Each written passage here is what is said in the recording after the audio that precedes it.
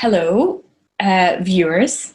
My name is Becky Hope Palmer, and I am the director of some of the Petersfield Online Shakespeare Festival 2020. Laura? Hi everyone, my name is Laura Turner and I am a playwright and screenwriter. I'm resident playwright at Petersfield Shakespeare Festival, and this year I've written a piece for the online festival which is called Violent Delights, which is inspired by the character of Lady Montague from Romeo and Juliet, and imagining what her story could have been if we reset her in the present day and explored the backstory to Romeo and Juliet and the reasons for the tensions between the Montagues and the Capulets. Very well explained, Laura. I was suddenly like, oh goodness, it's that moment when you've got to really put a pin in it of what a piece is about. It's every director's worst nightmare when you have to do that before you've even made anything. At least we've made it now, so we can talk about it. This is the thing, we've got a little bit more behind us than we sometimes have when you're having these conversations. Absolutely. So we've been asked to do a little Q&A between ourselves that Petersfield are going to kind of put out to as a kind of wraparound event with Violent Delights and with the rest of the festival. So Laura, I'm going to ask you some questions. We're going to have a conversation about the process of making it, about Petersfield Shakespeare Festival. It's so sad that we're not getting to do it live this year because Violent Delights, we must say Violent Delights was one of the pieces that was commissioned and was going to be performed kind of initially, was one of the first pieces that we'd sort of decided on and programmed for this year's festival, along with the monologue competition, which has been super handy that we did, you know, as well as everything else to do online now, which is great. Some amazing material from you know, some younger writers and some newer writers, as well as more established writers, and I think that's the one thing that, you know, I think for all of us that, you know, lockdown has had its challenges for everyone. You know, everyone's faced their own unique challenges, but I think there's such a lovely kind of creativity and new creative community that started to come out of it, and the fact that, you know, we can still kind of get together in a way and have all of those different types of pieces of new writing in one place online is really exciting. I think the festival is doing an amazing thing. So yeah, it's very exciting this year. Absolutely. Well, as you say, you know, a lot of the PSF community are down in Petersfield and the surrounding area, which is great, and it means they've been able to get together, some of them safely, and do some amazing videos. But I mean, you're in Lincoln, I'm up in Edinburgh in Scotland, so there's a whole, and we've grabbed people from all over the place, so it's you know, all part of this community that we usually group together at that time of year down in Petersfield. So it has been a little bit odd, but definitely a fun challenge.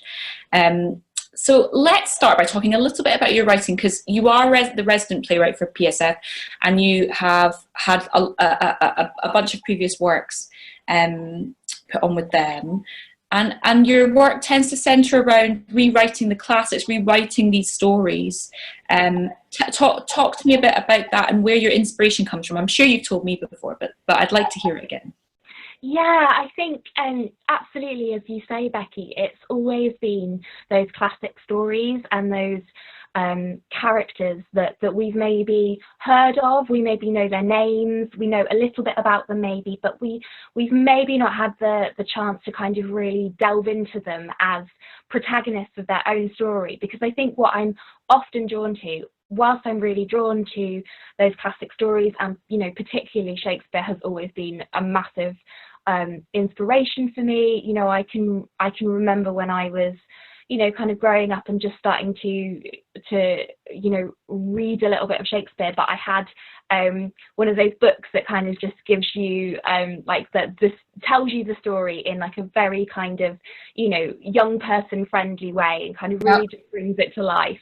And I was just obsessed with this book, and I was obsessed with these stories because I think there's something wonderful about what Shakespeare does, particularly with some of the comedies and you know, pieces like The Tempest and The Winter's Tale, where he really kind of basically brings in a lot of magical realism, and kind of, you know, he was in many ways, I think, the first person to really explore that sense of, you know, strange things can happen and do happen, and nothing is beyond the realms of possibility. And I think that's something that imaginatively I've always kind of been excited about, and kind of thought, oh, it's interesting to explore that. So that was where the initial kind of, I guess, thought process came from. And the first piece that Petersfield commissioned me to write, which was kind of my first kind of full-length play venture into exploring some of these ideas, was called The Buried Moon, and it was inspired by the characters of Caliban and Miranda from The Tempest, and putting them in a modern day context on the Lincolnshire marshes, which is where I'm from. And I really enjoy as well that kind of collision of going, here's maybe a Greek myth or a Shakespeare story, or, you know, a story kind of from Old English folklore, and going, let's just turn it up on its head and put it in the present day in a regional context. And what does that change? What does that bring to the piece?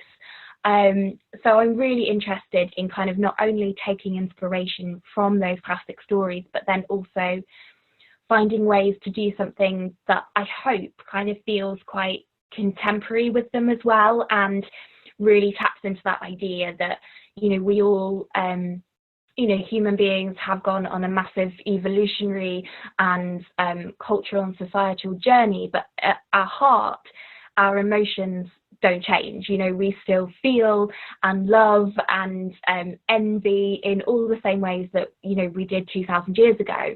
And I think that's one of the most exciting things about writing, is that you can tap into this huge history of kind of human emotion, and pin it down on one moment.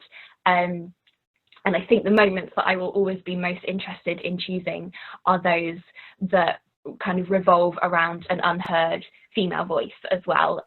You know, that's definitely another thing that I always come back to in my work, just because it's like, why wouldn't I? You know, it feels so resonant and so important, and such a privilege to kind of be able to do that as well. Great, yeah, absolutely. And I would agree, seeing a lot of your work, that, you know, the women are championed and are three-dimensional in a way that I think is really exciting. And yeah, sometimes you just shed light on these stories that is different from maybe what is first perceived from them. And I think with Violent Delights, I think we've absolutely achieved that, and we'll talk a bit more about that in a minute. But very quickly before that, how did you get started with Petersfield Shakespeare Festival? Everyone seems to have their own little stories, and so it'd be great to hear your version. Yeah, definitely. So I was working with Jake Smith, who's artistic director of the Petersfield Shakespeare Festival, and we've been working together for a number of years after we met through both working at Hull Truck Theatre. Jake in his kind of role as the director and dramaturg, and me while I was doing some writing and doing some adaptation work with Hull Truck.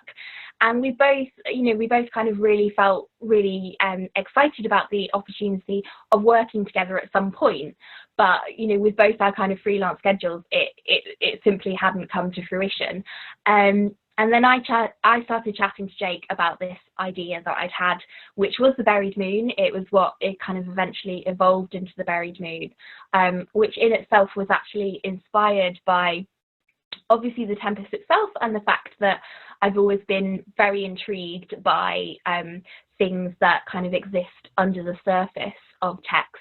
So, you know, in The Tempest, there is this indication or insinuation that something happens between Miranda and Caliban before the start of the play, like, you know, whether he tries to attack her in some way, or abuses the kind of maybe the friendship that she's tried to offer him. And obviously there's all kind of, you know, very complex power dynamics and control dynamics kind of going on there, which are just endless to explore. But I thought actually there's something very interesting there around consent and being a young person, and how do you shift from friendship into the start of a romantic relationship, and those misunderstandings that can really play out, and also just kind of really exploring that question from a female perspective of going, but no is still always no. And so this was a story that Jake and I, kind of really decided that we wanted to work on and we wanted to tell. And so the first year that I worked with Petersfield, it was a really lovely collaboration actually between Petersfield and the Rose Playhouse in Bankside in London. So we presented The Buried Moon first at the Rose Playhouse and then at Petersfield. So it was really fun as well, kind of working with that challenge of shifting something from a very site-specific indoors performance at the Rose to then, in its own right, a very site-specific outdoor location at Petersfield. And they both had different things that were kind of special and unique to them. But I completely fell in love with Petersfield and everyone and everything about it. I think the way that nature is so important and so inherent in the kind of ethos of the festival is something that really speaks to me, being from a rural area and kind of always wanting to write about those characters who inhabit those kinds of spaces. It felt like a really lovely place to be, I guess. Yeah, I think your story isn't unique in the sense of going to Petersfield and being part of the festival and loving it, and this special connection with nature that the audience and the performers have, and therefore wanting to go back. I think I certainly had a similar experience last year with being my first year working there, and yeah, it is special. And I think you've got to honour that. You can't ignore the surroundings. You can't ignore that in the work you're making. And I think that's what's so special about it. And I hope that with our online festival this year, we've still managed to thread that into it a little bit. I know that there's a lot of pieces happening.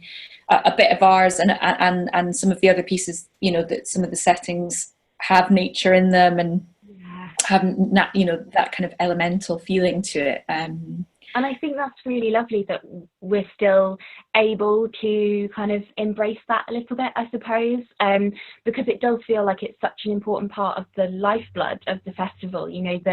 The presence of nature and the surroundings as not just surroundings but also as kind of character is so inherent in every Petersfield production. And I think it's the fact that everyone at Petersfield leans into that so much and embraces it, that it was actually I was originally writing Violent Delights, as you said, Becky, with the outdoor festival in mind, and kind of thinking about how it would play out in that context. And it was just, it was so natural for me to kind of envisage this world that this character was living in as a very rural, regional space that kind of has I think what's lovely is that there's a wildness about the outdoor space and the outdoors in general that really captures something that I think is so, again, inherent to Shakespeare's work and to the way that Petersfield interprets that, and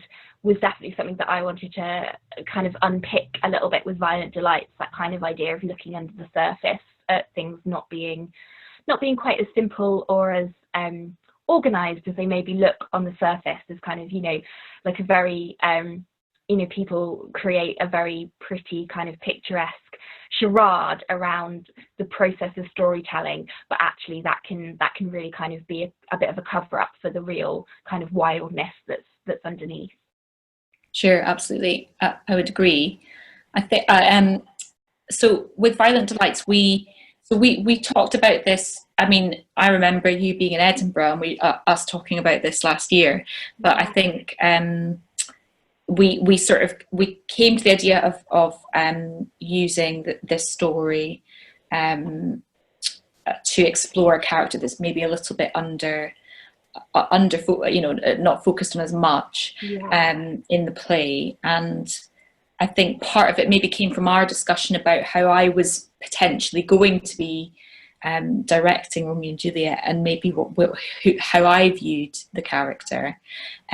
So let's talk a little bit about that and how we kind of came to that decision to focus on it.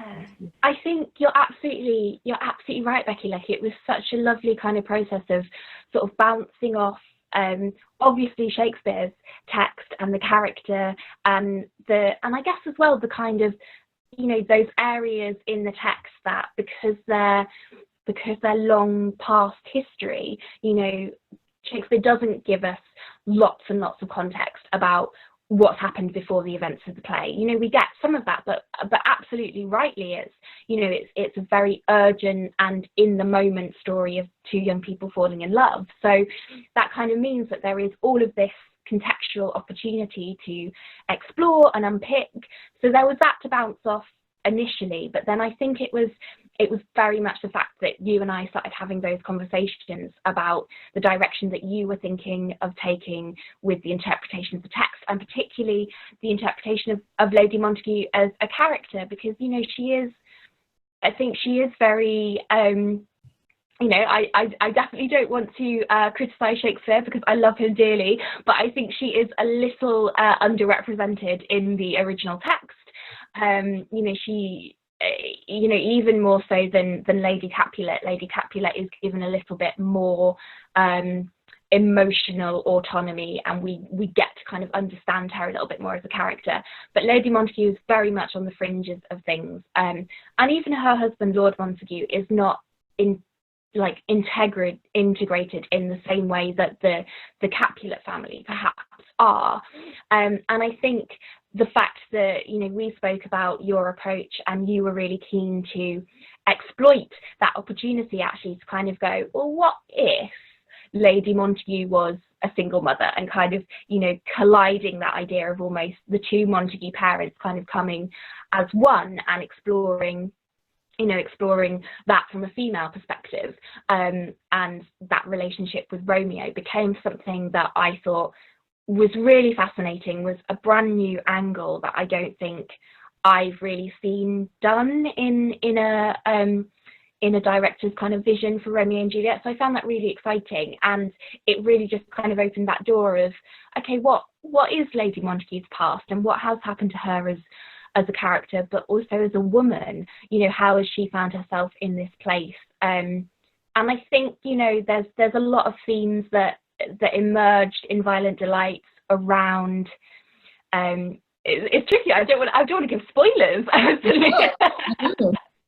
But, you know, a lot of themes around female empowerment, and where, not just as women but as people, where we get our sense of validation from, and where and how we kind of find our way through, particularly through kind of difficult and traumatic things that happen to us in our past, and the scars that leaves us with. But also, you know, I didn't want to tell a very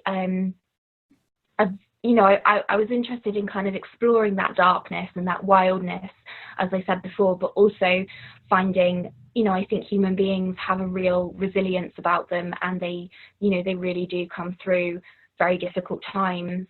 And I think particularly mothers, you know, parents in general, but mothers are so inspirational in that way. The bond that they have with their child is incredible, and I think I was just really interested to kind of see how much of that I could play into in a piece that was coming from her perspective.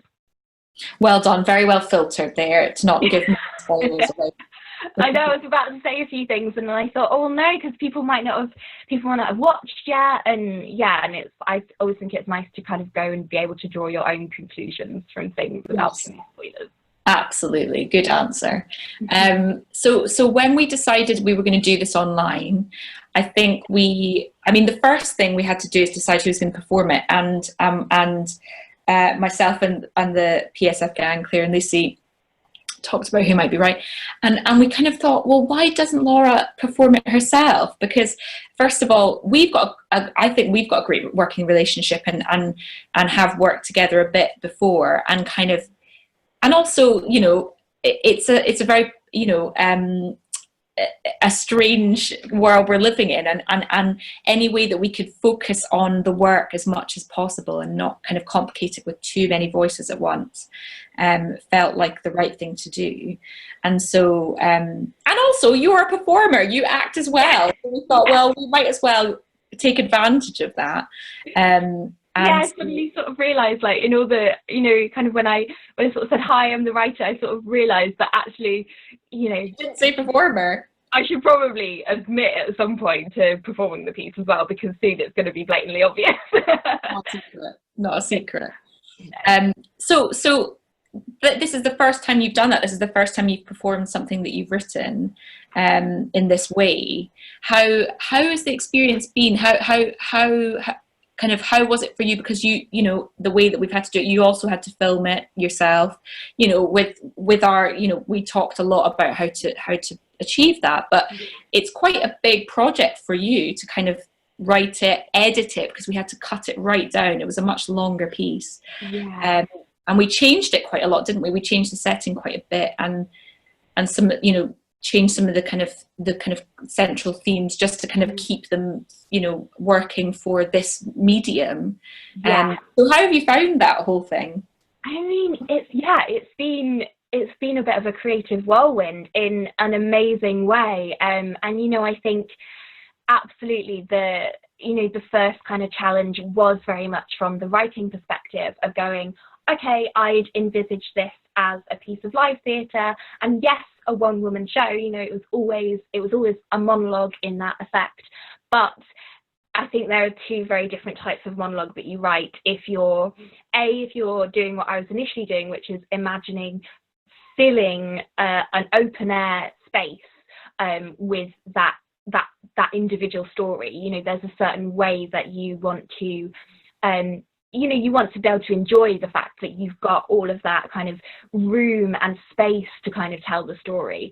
But it was interesting to kind of suddenly go, okay, I've conceptualized this character and I've written her first draft, which, you know, also time-wise, as you say, Becky, it was a lengthier piece, because again, when something's live, we have a very different kind of engagement with the liveness of the piece, to going, okay, we need to condense this so that it's manageable for us to do, but also for audiences, you know, because I think maintaining your attention when it's over a screen is just a kind of another level of you know, you just need to be more mindful, and it was really enjoyable to kind of start that process, because I do a lot of screenwriting as well. So it was actually really fun to kind of be faced with this collision of theatre and film, and kind of, you know, it felt a little bit like I kind of had my playwright's hat on, but also my screenwriter's hat. And then it got to this very bizarre point where we started rehearsing over Zoom, and suddenly I had an actor's hat on as well. And as you say, Becky, you know, I've done quite a lot of performance over the years, but I've not performed my own work ever before. There's always, I don't know why, it's just kind of organically happens that there's always been that separation. And what I really found was when we kind of got in the virtual room together, you know, we were having some great conversations about going through the material, but it was challenging sometimes, I think, for me to kind of navigate that shift between thinking about it from a writer's perspective and thinking about it from an actor's perspective. And actually, I think you'll agree, Becky, that what was really interesting was when I kind of made that shift into, okay, now I need to be her. Like, I need to, you know, sort of in a way almost leave some of my ideas about her as a writer behind and think about how I can bring her to life, and what that will look like and who she is outside of this monologue. So I started asking a lot of questions that you ask as a performer, and I came back to Becky with a completely different draft, basically, of the script, and kind of went, I've been playing around with it. I've you know, really sort of changed my approach, and I've been doing it as her in the moment of you know, kind of recording this piece.